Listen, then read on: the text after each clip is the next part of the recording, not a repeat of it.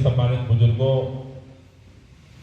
माताएं, बहनें, नौजवान दोस्तों, आम आदमी पार्टी के सभी पदाधिकारीगण, मंच पर उपस्थित हमारे जोनल प्रभारी लोहिया जी और इस अरविंद केजरीवाल के ईमानदार राजनीति की मिसाल को लेकर के घर घर पहुंचने वाले हमारे उम्मीदवार प्रशांत राय जी। दोस्तों, उत्तराखंड के अंदर चुनाव का बिगुल बज चुका है। सभी पार्टियों के उम्मीदवारों का नामांकन हो चुका। अब सभी पार्टी के लोग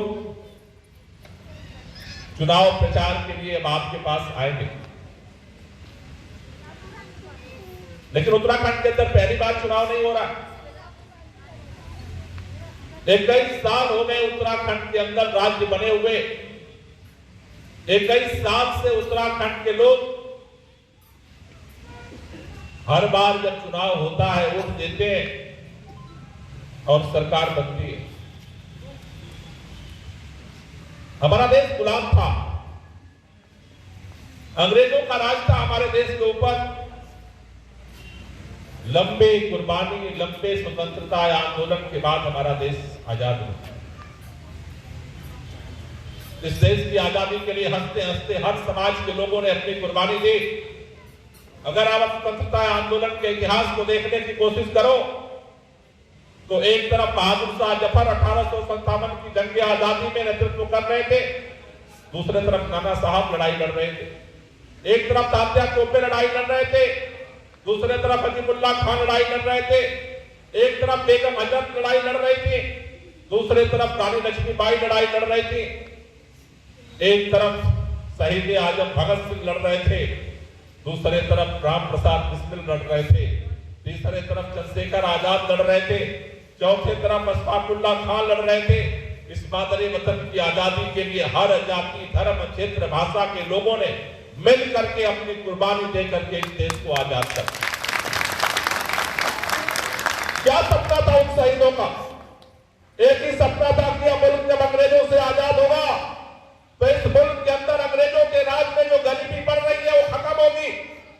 इस देश के अंदर अंग्रेजों का राज खत्म होने के बाद हमारे लोगों का जब सरकार बनेगी तो इस देश के अंदर सबको पढ़ने का अवसर मिलेगा, इस देश के अंदर सबको रोजगार मिलेगा, इस देश के अंदर सबको बराबरी और सम्मान मिलेगा, इस देश के अंदर सबके तरक्की का रास्ता खुलेगा।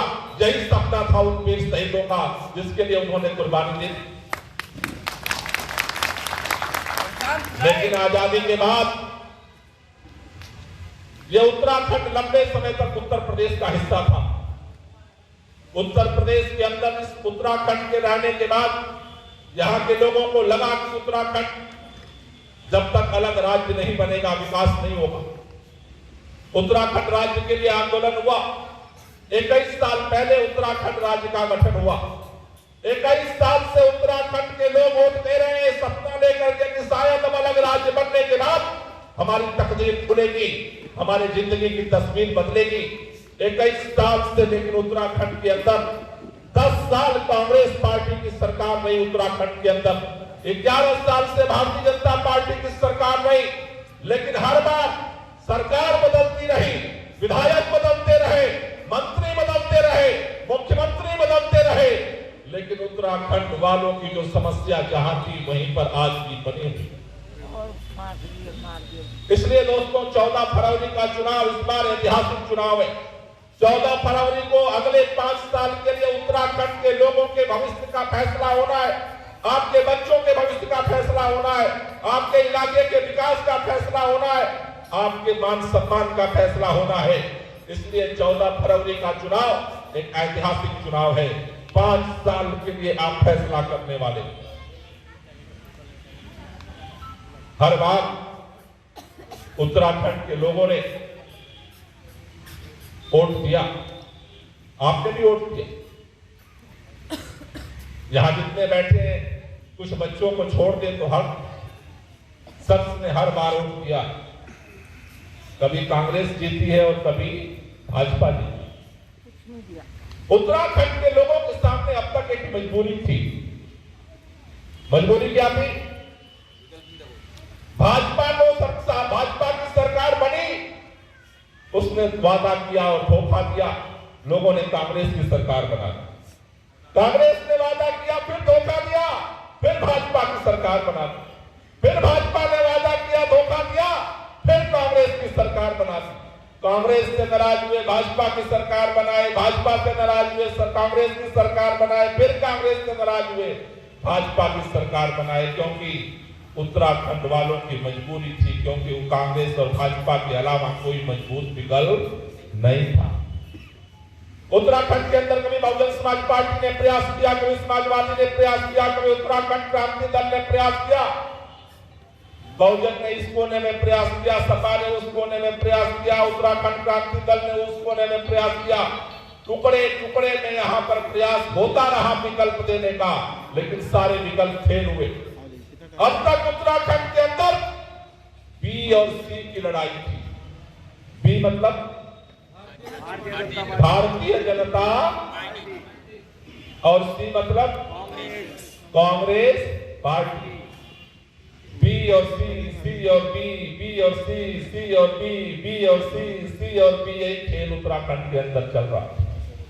21 साल से उत्तराखंड वाले तलाश कर रहे थे कि ये बी और सी है, इसके आगे ए कब आएगा। पहली बार आज उत्तराखंड के अंदर ए आकर के सीना तान के खड़ा है। ए मतलब इस बार उत्तराखंड के अंदर बी और सी की लड़ाई नहीं है। इस बार पहली बार 21 साल बाद उत्तराखंड के अंदर ए, बी और सी की लड़ाई खड़ी हुई है। इसलिए दोस्तों आपसे कहना चाहता हूं, आपके बाद अपने मुस्तकबिल का फैसला करने का विकल्प आपके सामने आ चुका है। आपके पास उत्तराखंड के अंदर अपने बच्चों के भविष्य को तय करने का एक विकल्प आपके सामने आ चुका है। और ये विकल्प ऐसे नहीं आया। जब से आम आदमी पार्टी ने घोषणा किया उत्तराखंड के अंदर चुनाव लड़ने का, चारों तरफ पहली बार हो रहा है। गंगोत्री के अंदर ही ये सफेद टोपी दिख रही है और खटीमा के अंदर भी ये सफेद टोपी दिख रही है। रानीपुर के अंदर भी ये सफेद टोपी दिख रही है। पिथौरागढ़ के अंदर भी ये सफेद टोपी दिख रही है। पहली बार पूरे उत्तराखंड के अंदर झाड़ू झाड़ू झाड़ू झाड़ू झाड़ू झाड़ू आम आदमी कर रहा है। क्यों कर रहा? आज पूरे उत्तराखंड के अंदर कांग्रेस और भाजपा के जो कट्टर कार्यकर्ता हैं, उनके अलावा हर आदमी के मन में एक ही बात चल रही है, बदलाव होना चाहिए। एक ही बात चल रही है कि इस बार हमें बदलाव करना है। चाहे प्रशांत राय उसको जानते हो या ना जानते हो, कर्नल कोटियाल उसको जानते हो या ना जानते हो, लोगों के मन में चल रहा है कि उत्तराखंड में भी बदलाव करना है। आम आदमी पार्टी को लाना है, केजरीवाल को लाना है। क्यों लाना है? क्योंकि उत्तराखंड वालों का और दिल्ली वालों का रिश्ता बहुत गहरा है। दिल्ली वाले उत्तराखंड आते हैं और उत्तराखंड वाले दिल्ली जाते हैं।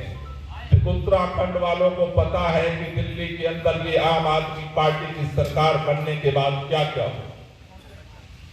एक आम इंसान को क्या चाहिए? एक आम इंसान, हम सब लोगों को, सब लोग अपने मेहनत से, अपने काम से, कारोबार से, धंधे से अपना परिवार चला रहे हैं। सरकार पैसा नहीं देती। हर व्यक्ति अपने मेहनत से, हुनर से, कारोबार से, काम से, धंधे से अपना परिवार चला के पेट पाल रहा है। लेकिन हर परिवार की एक तमन्ना होती है कि हमारी जिंदगी जैसे के तैसे गुजर गई, लेकिन हमारे घर में जो ये बच्चे बच्चियां हैं, हमारी औलाद है, ये पढ़ लिख करके इतना काबिल बन जाए कि जो हम नहीं कर पाए वो हमारी औलाद कर दे। यही हर परिवार की तमन्ना हो, हर माँ बाप की यही तमन्ना हो। लेकिन ये होगा कैसे? ये होगा जब उसकी पढ़ाई का रास्ता खुलेगा। आज पूरे उत्तराखंड के अंदर सामान्य आदमी जो कमाता है वो सरकारी स्कूल में पढ़ा सकता, लेकिन सरकारी स्कूल में कोई नाम नहीं लिखवाना चाहता। आम आदमी की तो बात छोड़ दो, जो सरकारी स्कूल में जो मास्टर भी पढ़ाते हैं ना, वो भी अपने बच्चे का एडमिशन उस सरकारी स्कूल में नहीं कराते, वो तो खुद पढ़ाते। क्यों नहीं कराते भाई? क्योंकि वो जानते हैं कि सरकारी स्कूल में बच्चा पढ़ेगा तो बर्बाद हो जाएगा। ये बात है कि नहीं है उत्तराखंड के अंदर। एक गरीब रिक्शा चलाने वाला भी जिस दिन उसके पास थोड़ा पैसा इकट्ठा होता है, सबसे पहले अपने बच्चे का सरकारी स्कूल से नाम कटवा करके प्राइवेट स्कूल में लिखाता है। क्यों लिखवाता है? क्योंकि इन सरकारों ने सरकारी स्कूलों को बर्बाद कर दिया। उत्तराखंड की बात नहीं है, पूरे देश के अंदर आज सरकारी स्कूलों को ताले लगाए जा रहे हैं, बर्बादी हो रही है। दिल्ली वालों ने आम आदमी पार्टी की 5 साल के लिए सरकार बनाई, मुझे इस बात का फख्र है। आम आदमी पार्टी की सरकार ने जब पूरे देश के अंदर सरकारी स्कूलों से नाम कटवा के लोग प्राइवेट में लिखवा रहे हैं, 5 साल में हमने सबसे पहला काम किया सरकारी स्कूलों को ठीक करने का। आज इतना बढ़िया स्कूल बन गए, आज दिल्ली के अंदर जहां 1 लाख 2 लाख प्राइवेट स्कूल में फीस लगती है, वहां जिनके बच्चे पढ़ते थे आज प्राइवेट स्कूल से वहां नाम कटवा करके लोग सरकारी स्कूल में लिखवा रहे हैं। ये किया है आम आदमी पार्टी। आज 4 साल से लगातार दिल्ली के सरकारी स्कूल के बच्चे प्राइवेट स्कूल से ज्यादा टॉप कर रहे हैं। दिल्ली के अंदर अस्पतालों के लिए अस्पतालों की हालत हमने बदली, क्योंकि अगर हमारे पास बच्चों की पढ़ाई चाहिए और घर में अगर माँ बाप बीमार पड़ जाए तो दवाई चाहिए या नहीं चाहिए? हर परिवार को चाहिए या नहीं चाहिए? ये दवाई तो अपने घर में हम नहीं कर सकते। तो दूसरा काम किया है आम आदमी की सरकार ने दिल्ली के अंदर।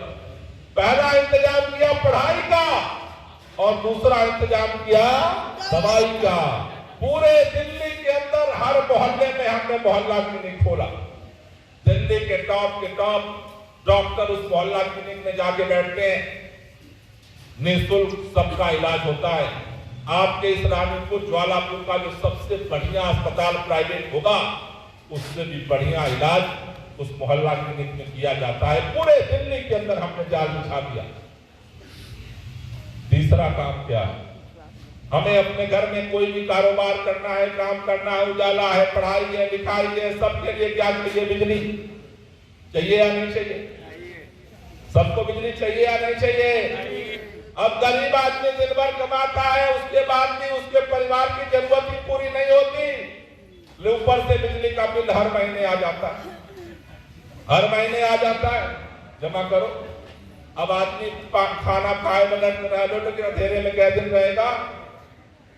दिल्ली के अंदर हमने फैसला किया कि जो भी आदमी 200 यूनिट बिजली खर्च करता है, 24 घंटे बिजली तो आएगी, लेकिन बिजली का बिल, देश का पहला राज्य है जहां 0 बिल आता है, 0 बिल आम आदमी। और दिल्ली जानते हो, दिल्ली में बिजली पैदा नहीं होती, हम सब बाहर से खरीदते हैं, उत्तराखंड से खरीदते हैं हम। उत्तराखंड में तो बिजली पैदा होती है। आम आदमी पार्टी की सरकार बनने के बाद उत्तराखंड के अंदर जो ऐलान किया है अरविंद केजरीवाल जी ने, हर उत्तराखंड वासी को जो 300 यूनिट बिजली खर्च करेगा, 24 घंटे बिजली आएगी, लेकिन बिजली का बिल नहीं आएगा। ये ऐलान आम आदमी पार्टी ने किया। आम आदमी पार्टी ने ऐलान किया है कि दिल्ली के तर्ज पर यहां पर भी स्कूल ठीक करेंगे, अस्पताल ठीक करेंगे। नौजवानों को रोजगार की समस्या है, नौजवानों को रोजगार देंगे। अगर रोजगार नहीं है तो उसे 5,000 रुपया प्रति महीना भत्ता देंगे। महिलाओं के लिए 1,000 रुपए सम्मान राशि देने का ऐलान किया है। सैनिकों के लिए 1 करोड़ रुपया जैसे हम दिल्ली के अंदर देते हैं। भाजपा वाले बहुत चिल्लाते हैं देशभक्ति देशभक्ति, राष्ट्रवाद, सैनिक सैनिक। जानते हो क्या इनका खेल है? इतने सालों से सरकार है, लेकिन चाहे वो पुलिस का जवान हो या देश के सैनिक सेना का जवान हो, अगर अपने इस मातृ वतन के लिए कुर्बानी देता है, कोई उसके परिवार को पलट के पूछने नहीं आता। सरकारें 10 लाख रुपए दे करके और नमस्ते कर देती हैं, 3 दिन फोटो खिंचवाती हैं और काम खत्म। देश की पहली सरकार है आम आदमी पार्टी की सरकार दिल्ली में, जिसने तय किया कि इस मां भारती की रक्षा के लिए या समाज की रक्षा के लिए कोई पुलिस का जवान हो या सेना का जवान हो, अगर हमारी रक्षा के लिए कुर्बानी देगा तो उसके सम्मान में 1 करोड़ रुपया दिया जाएगा, जिससे उसके सरकार को कभी दर दर भटकना न पड़े। आम आदमी पार्टी वो पार्टी है जो कहती है वो करती है। लेकिन जब से अभी मैं देख रहा था वो पर्चाएं, वो गारंटी जब से पूरे उत्तराखंड में घूमी है, भाजपा कांग्रेस वालों के होश उड़े हुए। लेकिन ऊपर से पूछो तो क्या कहते हैं, अरे आम आदमी पार्टी वाले तो ऐसे ही अभी नए नए आए हैं, अभी क्या होने वाला। लेकिन अंदर दुख दुख हो रहा है। इस रानीपुर विधानसभा की खबर बताता हूं आपको। कांग्रेस तो जो बेचारे वो 5 गांव में अभी पंचायत चल रही है कि चौहानों का वोट इनको मिलेगा कि इनको मिलेगा कि इनको मिलेगा कि इनको मिलेगा, अभी वो पंचायत चल रही है। लेकिन ये सारे भाजपा के मंडली में खरमंडल मचा हुआ। दिन भर लोग कहते हैं अरे कुछ नहीं, आम आदमी वाले कुछ नहीं, अभी नए नए। लेकिन रात में जब अकेले में बैठते हैं ना तो सारों को टेंशन है। टेंशन किस बात का है? टेंशन इस बात का है कि कहीं दिल्ली की तरह अंदर अंदर अंदर अंदर आम आदमी जो है इकट्ठा होकर के और 14 तारीख को हमारा सफाया न कर दे। क्योंकि दिल्ली में ऐसे ही कहते थे कि 1 सीट आएगी कि 2 सीट आएगी कि 1 सीट आएगी कि 2 सीट आएगी। 15 साल की सरकार थी कांग्रेस की, भाजपा का केंद्र था दिल्ली। जैसे यहां उत्तराखंड में कांग्रेस भाजपा बी सी होता था ना, ऐसे दिल्ली में 2 पार्टी, कांग्रेस भाजपा, कांग्रेस भाजपा। वो चुनाव जब हुआ तो भाजपा वाले मीडिया वाले जाते थे पूछते लोगों से किसको वोट दोगे, तो कहते हम कांग्रेस को देंगे। किसको वोट दोगे? पब्लिक बोलती मैं भाजपा को दूंगा। विधायक भी बहुत अच्छे हैं। और जब चुनाव के दिन गए लाइन में लगे, पूछे किसको दोगे, बोले कांग्रेस को देंगे। बोले किसको दोगे, बोले भाजपा को देंगे। और अंदर जब गए तो लोगों ने जाकर के झाड़ू झाड़ू झाड़ू झाड़ू झाड़ू झाड़ू झाड़ू झाड़ू झाड़ू झाड़ू झाड़ू झाड़ू ऐसा किया। जब काउंटिंग हुई तो सब ये क्या हो गया? उत्तराखंड में भी अंडर करेंट चल रहा है। इतने जहां यहाँ जौनापुर के जितने लोग इकट्ठा है इस बात के गवाह है। आज चुनाव आयोग का प्रतिबंध है, हम बड़ी सभा नहीं कर सकते।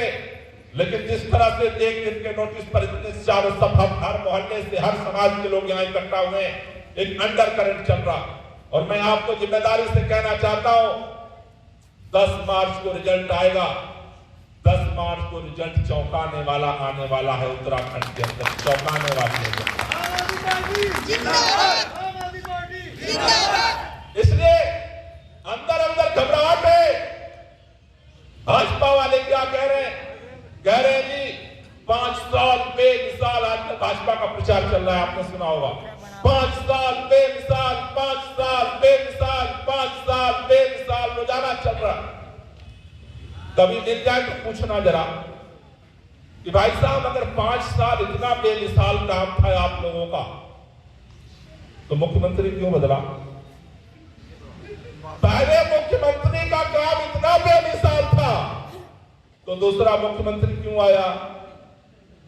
कांग्रेस वालों ने तो नहीं बदला, आम आदमी पार्टी वालों ने तो नहीं बदला, भाजपा के नेताओं ने तो बदला। अगर दूसरे का काम इतना बेमिसाल था तो तीसरा क्यों आया? सोचने वाली बात है कि नहीं भाई? अगर पहले ने काम अच्छा किया तो दूसरा क्यों आया, और दूसरे ने अच्छा किया तो तीसरा क्यों आया? 5 साल बेमिसाल नहीं रहे, 5 साल में उत्तराखंड का बुरा हाल हुआ है। इसलिए भाजपाइयों को भी डर था कि मुख्यमंत्री नहीं बदलोगे तो उत्तराखंड के लोग इस बार उखाड़ करके फेंक देंगे। डैमेज कंट्रोल करने के लिए मुख्यमंत्री बदले। और कांग्रेस पार्टी माशाअल्लाह उनके मुख्यमंत्री के दावेदार है। अघोषित अभी घोषित नहीं किया है पार्टी ने, संघर्ष जारी है। क्या नाम है? हरीश रावत जी। भाजपाइयों ने तो मुख्यमंत्री बदलने का रिकॉर्ड बनाया। कांग्रेस तो चुनाव से पहले ही रिकॉर्ड बना रही है। मुख्यमंत्री जी के दावे, तो मुख्यमंत्री के दावेदार हरीश रावत जी पहले चुनाव लड़ने गए हरिद्वार, वहां पार्टी ने विरोध कर दिया। फिर भाग के गए रामनगर, वहां तो घोषित ही हो गया, केंद्रीय हाई कमान ने घोषित किया उत्तराखंड के अघोषित मुख्यमंत्री के दावेदार हरीश रावत जी रामनगर से चुनाव लड़ेंगे।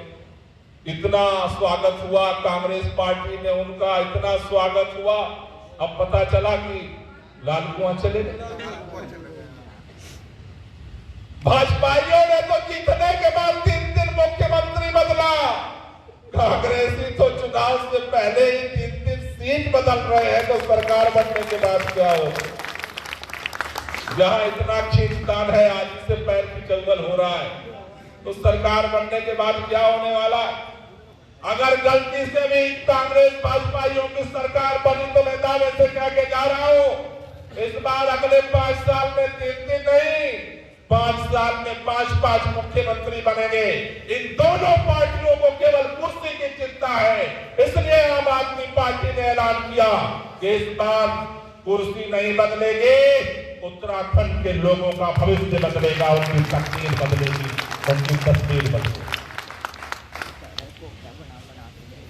आजकल जब वो कहते हैं कि दिल्ली में तो काम हुआ, अच्छा है, आम आदमी पार्टी अच्छी है, केजरीवाल भी अच्छा है, कर्नल कोटवाल भी देखो देशभक्त आदमी है, लेकिन क्या लेकिन जी कहते हैं देखो ये केजरीवाल सब free free free free free free free free बांट रहा है। अब इतना फ्री फ्री देगा तो पब्लिक तो निकम्मी हो जाएगी। बिजली भी फ्री मिल रहा है, वो महिलाओं को भी पैसा मिलेगा, बेरोजगारों को भी पैसा मिलेगा, तो कह रहे हैं अगर इतना फ्री फ्री मिलेगा तो पब्लिक तो निकम्मी हो जाएगी। मैं आपसे कहना चाहता हूं, एक बात सबके दिमाग से समझना, अरविंद केजरीवाल ने कितना पैसा पब्लिक को, कितना बिजली फ्री देने के लिए बोला है? हाँ जी, कितनी बिजली फ्री देने के लिए बोला है? 300 यूनिट। ये जो भाजपा कांग्रेस के मंत्री बनते हैं, उनको कितनी बिजली फ्री मिलती है जानते हो आप? कितने मिलती है? 4000 छोड़ दो, 3000 छोड़ दो। ये मंत्री जी को हर महीने 3000 यूनिट बिजली फ्री मिलती है। कितनी मिलती है? 3000 मंत्री जी बिजली फ्री में लेते हैं तो निकम्मा नहीं होते हैं? और पब्लिक को 300 यूनिट बिजली फ्री मिल जाएगी तो निकम्मी हो जाएगी? हो जाएगी। अरे अगर 300 यूनिट लेकर के पब्लिक निकम्मी हो जाएगी तो ये 3000 यूनिट लेके मंत्री कितना बड़ा निकम्मा हुआ बैठा है? तुमको मिल रहा है तो सब अच्छा है, और पब्लिक को केजरीवाल ने कहा आप देंगे तो बुरा हो गया।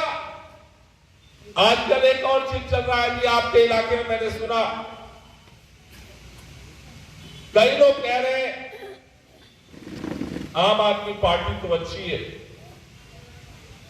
काम भी अच्छा कर रही है दिल्ली में, यहां आएगी तो हमें भी फायदा होगा, लेकिन कई लोग कह रहे हैं क्या करें, हम तो खानदानी कांग्रेसी है,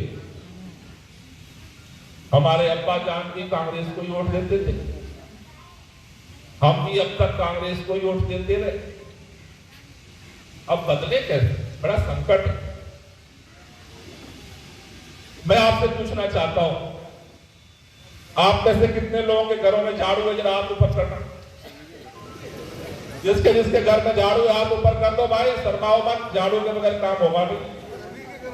सबके घरों में झाड़ू है। ये कब से झाड़ू है आपके घरों में? हाँ जी, हाँ? आप लोगों के सास के जमाने में झाड़ू थी, और उनके सास के जमाने में, हमारे दादा के जमाने में भी झाड़ू थी या थी, और उनके दादा के जमाने में, और उनके दादा के जमाने में, हमारे दादा के दादा के दादा के जमाने में कांग्रेस थी? नहीं थी। भाजपा थी?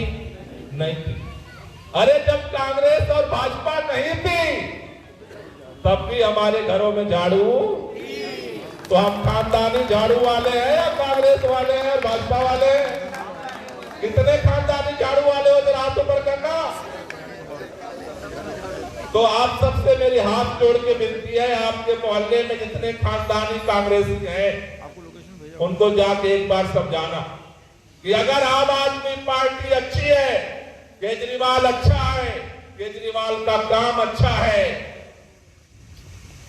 तो ये खानदानी कांग्रेसी वाली बात दिमाग से निकालो। हम खानदानी झाड़ू वाले हैं और झाड़ू की एक खासियत है। झाड़ू क्या काम करती है जी? किसकी सफाई करती है? अरे जब जब झाड़ू चलती है गंदगी साफ होती है। उत्तराखंड में 21 साल से गंदगी बढ़ गई है और इस रानीपुर में तो 10 साल से भाजपा के विधायक है। देखो रानीपुर के अंदर इस बार कांग्रेस दूर दूर तक लड़ाई में नहीं है। जमानत बच जाए कांग्रेस की तो वही काफी है। इसलिए किसी तरह की दुविधा में रहने की जरूरत नहीं है। और इस भाजपा के विधायक से सभी लोग नाराज है। मैं पिछले दिनों बीएचएल में मीटिंग कर रहा था। जिनके दम पर, शिवालिक के दम पर, बीएचएल के दम पर ये भाजपा ही जीतते रहे। पूरे पूर्वांचल के लोग, शिवालिक के लोग, बेल के लोग इस बार कसम खाए हैं कि इसका जो घमंड है भाजपा के विधायक का, इस बार तोड़ना है, बदलाव लाना है पूरे इलाके के अंदर चर्चा करके।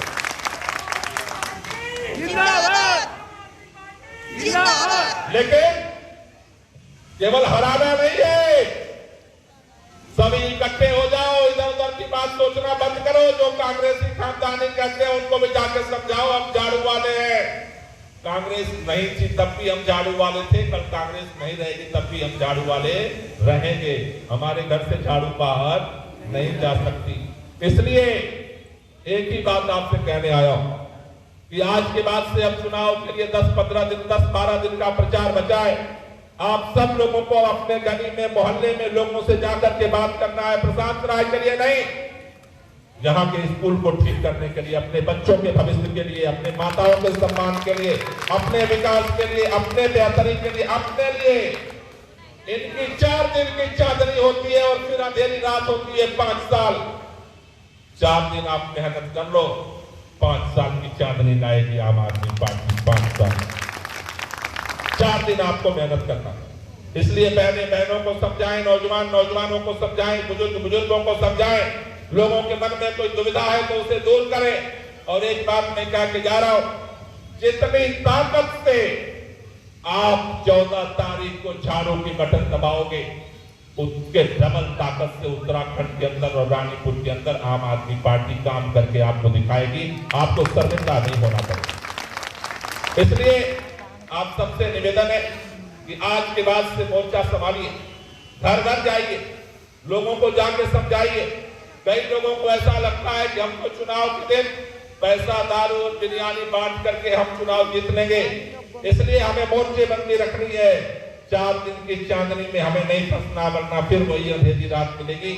इसलिए हमें मजबूती से काम करना है और एक नारा हमें हर जगह बुलंद करना है, जो अभी लग रहा था कि पैसे पर न दारू पर मोहर लगेगी या बटन दबेगी? बटन दबेगी। तो एक बार जोरदार हम लोग ये नारा लगाएंगे, पैसे पर न दारू पर। पीछे वालों की आवाज ज्यादा तेज है, आगे वालों की कम आ रही है। अरे पैसे पर न दारू पर, पैसे पर न दारू पर। दोनों लोग हाथ ऊपर करो, ऐसे नहीं,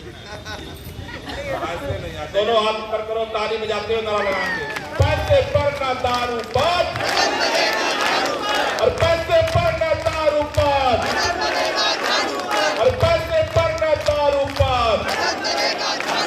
मैं बोलूंगा इस बार चलेगी, आपको बोलना है झाड़ू। इस बार चलेगी, इस बार चलेगी, इस बार चलेगी, इस बार चलेगी, इस बार चलेगी। इनकलाब, इनकलाब, इनकलाब। आप सब लोगों का